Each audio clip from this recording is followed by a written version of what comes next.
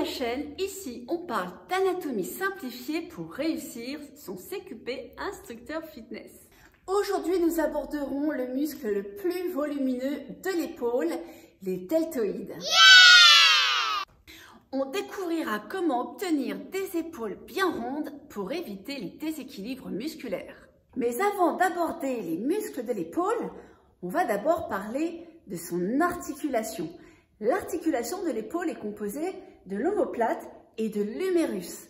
Le nom de cette articulation, c'est la gléno-humérale. Gléno qui vient de la glène, c'est la cavité de l'omoplate, humérale pour l'humérus.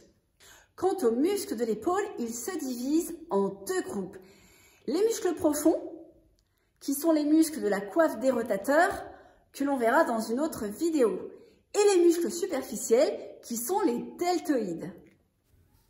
Les deltoïdes sont composés de 3 faisceaux. Le deltoïde antérieur qui part de l'extrémité de la clavicule jusqu'à l'humérus, précisément le V-deltoïdien. Le deltoïde moyen qui part de l'acromion vers l'humérus, de nouveau.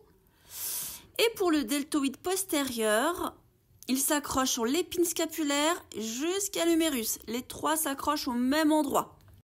Si le jury vous demande à quoi servent les deltoïdes, vous devez pouvoir répondre que le deltoïde antérieur, celui qui est ici, permet de ramener le bras devant soi. C'est une antépulsion du bras. Le deltoïde moyen, appelé aussi deltoïde latéral, permet de ramener le bras sur le côté. Quant au deltoïde postérieur, donc celui qui est derrière, qui s'accroche sur l'épine scapulaire, là, lorsque les fibres se rapprochent, il ramène le bras vers l'arrière. C'est une rétropulsion du bras ou une extension de l'épaule. Vous comprenez maintenant pourquoi, dans une même séance, il faut travailler les 3 faisceaux de votre deltoïde pour avoir des épaules bien rondes et surtout pour une question d'équilibre musculaire entre l'arrière et l'avant et le côté. Parlons maintenant de l'épreuve finale en CQP instructeur fitness. Sur l'épreuve 1 ou l'épreuve 2, les candidats présentent souvent l'exercice des élévations latérales avec haltères. Question de jury, pourquoi proposez-vous bras tendus, alors semi-tendus, il faut qu'il y ait une légère flexion dans les coudes, et pourquoi pas coude à 90 degrés. Et là, souvent, on a une absence de réponse. Alors, ça va être très important de comprendre la différence entre les deux mouvements. Vous avez moins de bras de levier lorsque vous avez les coudes à 90 degrés que lorsque vous avez les bras tendus, le bras de levier est plus important. La charge est plus loin, donc c'est plus dur. Donc ça, c'est quelque chose qu'il va falloir argumenter devant le jury. Autre chose également sur l'élévation latérale. Il faut dire à son cobaye le jour de l'examen à hauteur d'épaule, pas plus haut. Regardez bien ce qui se passe lorsque vous faites des élévations latérales au-delà de la ligne d'épaule. Vous avez en dessous un tendon. C'est le tendon du supraépineux qui passe en dessous de l'acromion. L'acromion, c'est l'excroissance osseuse qui appartient à l'omoplate. Je remets mon humérus qui a tendance à partir.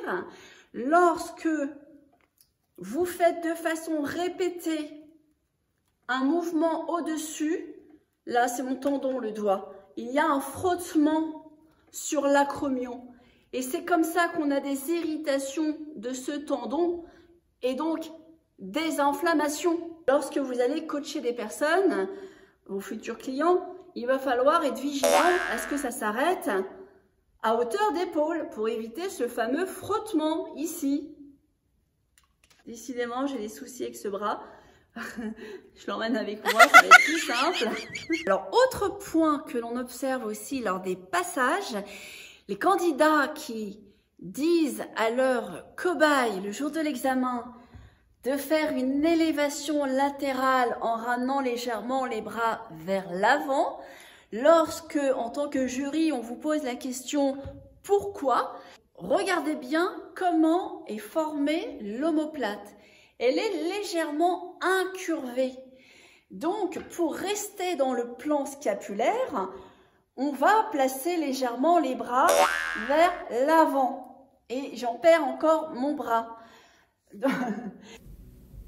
Parlons maintenant de la courbe de résistance au travers de ces exercices que vous voyez défiler. La courbe de résistance décrit comment la difficulté d'un exercice varie tout au long du mouvement. Elle dépend de la force de gravité. Nous arrivons maintenant à la fin de cette vidéo. Si ça t'a aidé, n'oublie pas de liker, de t'abonner à la chaîne pour ne rien rater. Et je te donne rendez-vous sur le groupe Facebook Obtenir le CQP Instructeur Fitness pour avoir toute l'aide dont tu as besoin. En attendant, prends soin de toi, entraîne-toi bien et je te dis à très bientôt. Ciao, ciao!